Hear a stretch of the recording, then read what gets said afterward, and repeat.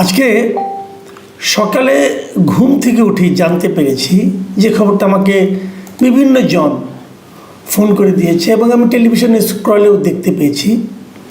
সেটা হল আবু আলম শহীদ খানকে গ্রেপ্তার করা হয়েছে। কেন গ্রেপ্তার করা হয়েছে? যে কিছুদিন আগে ঢাকা রিপোর্টার্স ইউনিটি মিলনায়তনে মঞ্চ ৭১ নামের যে সংগঠন, তারা যে একটা গোল টেবিল বৈঠকের আয়োজন করেছিল, সেই গোল টেবিল বৈঠকের আয়োজন স্থল থেকে যাদেরকে গ্রেপ্তার করা হয়েছিল তাদের বিরুদ্ধে সন্ত্রাস দমন আইনে মামলা করা হয়েছিল এবং সেই অনুষ্ঠানে আবু আলম শহীদ খানও কিছু সময়ের জন্য উপস্থিত ছিলেন। যেহেতু তিনি উপস্থিত ছিলেন, অতএব তারা পুলিশ মনে করছে ওই একই মামলায় একই অপরাধে উনিও অপরাধী, অতএব ওনাকে গ্রেপ্তার করা হয়েছে। এই হলো মোটের উপর কথা। এবং পুলিশের ভাষাটা হলো যে ওনাকে পুলিশ যেভাবে বলেছে যে হলো মামলার ঘটনাস্থলে উপস্থিত থেকে ঘটনার সাথে জড়িত আছে মর্মে জানা যায়, মানে ওনারা পুলিশ জানতে পেরেছেন যে উনিও ঘটনার সঙ্গে জড়িত আছেন। মামলাটি তদন্তনাধীন। এমত অবস্থায় মামলার সুষ্ঠু তদন্তের স্বার্থে তদন্ত সমাপ্ত না হওয়া পর্যন্ত এবং আসামির নাম ঠিকানা যাচাই না হওয়া পর্যন্ত তাকে জেলে আটক রাখা একান্ত প্রয়োজন। মানে পুলিশ জানতে পেরেছে যে ওই ঘটনার সঙ্গে মিস্টার আবু আলম শহীদ খানও জড়িত আছেন। এই হলো মানে আইনগত দিকটা আর কি। এবং তারপর আবু আলম শহীদ খানকে দুপুরে চিফ মেট্রোপলিটন ম্যাজিস্ট্রেটের কোর্টে আদালতে হাজির করা হয় এবং সেখানে আদালত তাকে জেলখানায় পাঠিয়ে দেন। এখন প্রশ্ন হচ্ছে, এই যে আবু আলম শহীদ খানকে গ্রেপ্তার করা হলো, এই যে মঞ্চ ৭১ ওখানে মামলা করা হয়েছিল, সেই মামলাটা আসলে কী ছিল, ওখানে ঘটনা কি ঘটেছিল, এটা আপনারা সবাই এর মধ্যে জানেন। তবু আমি একটু ছোট করে বলি ঘটনাটা ঘটেছিল গত ২৮শে অগাস্ট। সেদিন সকালে ওখানে মঞ্চ ৭১ নামে একটা সংগঠন, যে সংগঠনটা আরও কিছুদিন আগে এই অগাস্টেরই প্রথম সপ্তাহে গঠিত হয়েছিল কতিপয় মুক্তিযোদ্ধা, বয়স্ক বৃদ্ধ মুক্তিযোদ্ধা, তারা সবাই মিলে এই সংগঠনটা করেছিলেন। তারা মুক্তিযুদ্ধের যে ইতিহাস সেটাকে অবিকৃত রাখার জন্য তারা এটা সংগঠনটা করেছিলেন এবং এই সংগঠনের মাধ্যমে বাংলাদেশের সংবিধান নিয়ে এবং মুক্তিযুদ্ধ নিয়ে একটা গোল টেবিল বৈঠক তারা ২৮ তারিখে আয়োজন করেছিলেন। সেই গোল টেবিল বৈঠকে আমন্ত্রিত হয়ে অনেকেই গিয়েছেন। সেখানে আব্দুল লতিফ সিদ্দিকীও ছিলেন, তিনি ছিলেন সেখানে আমন্ত্রিত অতিথি। কিন্তু লতিফ সিদ্দিকী কিন্তু ওখানে বক্তব্য দেওয়ার সুযোগ পাননি। তার আগেই সেখানে একটা মব ঢুকে পড়ে, তারা হলো জুলাই যোদ্ধা নামধারী একটা মব, এবং তারা বলে যে এরা সবাই হলো মুক্তি ফ্যাসিস্ট আওয়ামী লীগের দোসর, এবং এই সমস্ত বলে তারা এখন স্লোগান দেয় এবং তাদেরকে কোনো মিটিং আর করতেই দেয়নি বেসিক্যালি।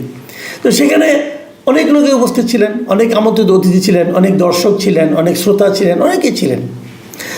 সেখানে আবু আলম শহীদ খান সাহেবও ছিলেন, মঞ্জুর আলম পান্না ছিলেন সাংবাদিক, শেখ হাফিজুর রহমান কার্জন ঢাকা ইউনিভার্সিটির প্রফেসর, আইনের প্রফেসর, যেহেতু সংবিধান নিয়ে আলোচনা, অতএব আইনের প্রফেসর হিসেবে উনিও আমন্ত্রিত ছিলেন এবং উনি গিয়েছিলেন। এবং আমি যতটুকু দেখেছি এবং জেনেছি যে শেখ হাফিজুর রহমান কার্জনে আমন্ত্রিত অতিথিদের মধ্যে একমাত্র বক্তব্য দেওয়ার সুযোগ পেয়েছিলেন, আর কেউ বক্তব্যও দেননি। মঞ্জুর আলম পান্নাও দেননি, লতিফ সিদ্দিকীও দেননি, আবু আলম শহীদ খানও দেননি, ওনারা কেউ দেননি। এবং যখন মবটা শুরু হয় তখন আবু আলম শহীদ খান ওখানে ছিলেন অথবা চলে এসেছেন, আমি ঠিক বলতে পারবো না এই ব্যাপারটা।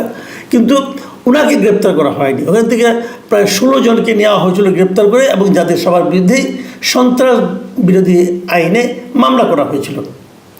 আমি অনেকগুলি ভিডিও দেখেছি এই ঘটনার উপর, এবং সেখানে কোনোটাতেই আমি কিন্তু এই লতিফ সিদ্দিকীকে কোনো বক্তব্য রাখতে দেখিনি। বরঞ্চ আমি দেখেছি লতিফ সিদ্দিকী বসে আছেন, ওনার চারদিকে ওই মেগাফোন দিয়ে জোরে জোরে লতিফ সিদ্দিকীর দুই গালে জুতা মারো, তালে তালে এরকম স্লোগান দেওয়া হচ্ছিল। এবং পুলিশ কিন্তু প্রাথমিকভাবে তাদেরকে বলেছিল যে আপনাদের নিরাপত্তার স্বার্থে আমরা নিয়ে গেলাম। তারপর তারা রমনা থানা তাদের নিয়ে যায় এবং 12 ঘন্টা আটকে রাখার পর তাদের বিরুদ্ধে সন্ত্রাস দমন আইনে মামলা করা হয়।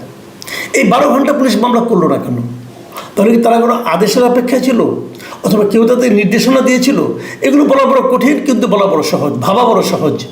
বলা কঠিন, ভাবা সহজ, কারণ আমরা এই দৃশ্য বাংলাদেশে নতুন দেখছি না। আওয়ামী লীগ আমলে এই দৃশ্য আমরা প্রায়ই দেখতাম। তো যাই হোক, সেগুলি রিপিট হচ্ছে, একই পুলিশ একই রিপিটেশন হতেই পারে, হয়তো একই ধরনের আদেশও আসছে, বলা আমি ক্লিয়ার না হয়ে আমি হয়তো বলতে পারবো না, কিন্তু ঘটনা ওভাবেই ঘটেছে। প্রশ্ন হচ্ছে, এই মামলার যে এফআইআর ছিল, পুলিশের একজন সাব ইন্সপেক্টর যিনি মামলা করেছিলেন, এসআই মোহাম্মদ আমিরুল ইসলাম, যিনি নাকি এই মামলাটা করেছেন বাদী হয়ে, তিনি কি লিখেছিলেন তার এফআইআরে, আমি ওগুলি একটু আপনাদেরকে পড়ে শোনাতে চাই, তাহলে আপনারা বুঝতে পারবেন যে আসলে কী ছিল মামলায়। উনি লিখেছেন, আমি মাঝখান থেকে পড়ি, যে 28/8/2025 বলে সকাল থেকে উনি কোথায় ডিউটিতে ছিলেন, এবং তারপরে সকাল 11টায় অফিসার ইনচার্জ শাহবাগ থানা বেতারের মাধ্যমে নির্দেশ দেন সেগুন বাগিচাস্থ ঢাকা রিপোর্টার্স ইউনিটির অডিটোরিয়ামে যাওয়ার জন্য। আমি সঙ্গীয় ফোর্স সহ দ্রুত 11:15 ঘটিকায় উল্লেখিত স্থানে উপস্থিত হয়ে দেখতে পাই যে কিছু লোকজন রিপোর্টার্স ইউনিটের অডিটোরিয়ামে কিছু লোককে ঘেরাও করে আওয়ামী ফ্যাসিস্ট বলে স্লোগান দিচ্ছে এবং একজন ব্যক্তি দাঁড়িয়ে বক্তব্য দিচ্ছে। আমি বক্তব্যরত ব্যক্তিকে হেফাজতে নেই এবং ওনাকে চিনতে পারি, উনি সাবেক মন্ত্রী, ওনার নাম আব্দুল লতিফ সিদ্দিকী।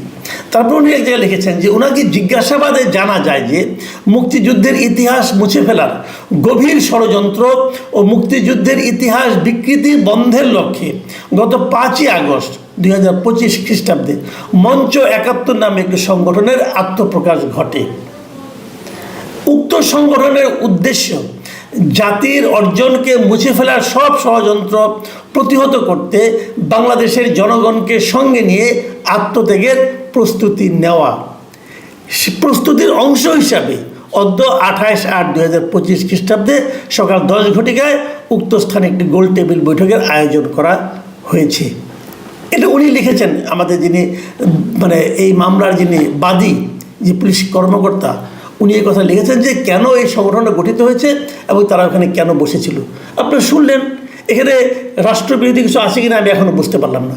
যাই হোক, তারপরে উনি এক জায়গায় লিখেছেন যে উপস্থিত লোকজনদেরকে জিজ্ঞাসাবাদে জানা যায় যে আব্দুল লতিফ সিদ্দিকী মঞ্চ 71-এর ব্যানারকে পুঁজি করে প্রকৃতপক্ষে দেশকে সশস্ত্র সংগ্রামের মাধ্যমে অস্থিতিশীল করে বর্তমান অন্তর্বর্তীকালীন সরকারকে উৎখাত করার ষড়যন্ত্র ও উপস্থিত অন্যদের প্ররোচিত করে বক্তব্য প্রদান করছিল।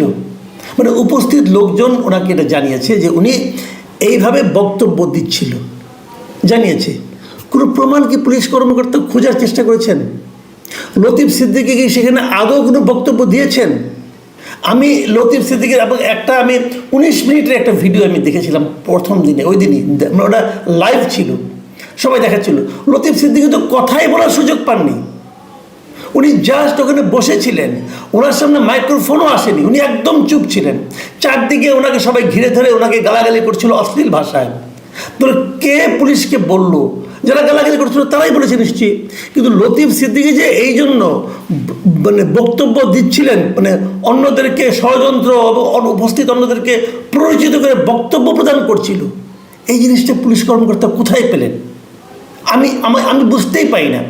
এই ধরনের একটা মামলা যখন হলো, তারপরে উনি শেষ দিকে আবার লিখেছেন যে এরা সবাই মিলে অজ্ঞাতনামা আরও 70-80 জন পরস্পর সহায়তাকারী হিসেবে দেশকে অস্থিতিশীল করে বর্তমান অন্তর্বর্তীকালীন সরকারকে উৎখাত করার ষড়যন্ত্র ও প্ররোচনার অপরাধ করেছে, যা সন্ত্রাসবিরোধী আইনের 2009-এর 6-2/12 ধারার অপরাধ। খুব ইন্টারেস্টিং, কিন্তু 6-2/12 কী আছে? সন্ত্রাস দমন আইন 2009, আপনাদের একটু পড়ে শোনাই সেখানে কী আছে। 6-2 যেটা আছে সেখানে বলা হয়েছে, অন্য কোনো ব্যক্তি, সত্তা বা প্রজাতন্ত্রের কোনো সম্পত্তির ক্ষতি সাধন করিবার উদ্দেশ্যে ষড়যন্ত্র বা সহায়তা বা প্ররোচিত করা, এই হলো 6-2 অপরাধ। আর এর সাজা হলো সর্বনিম্ন 4 বছর, সর্বোচ্চ 14 বছর।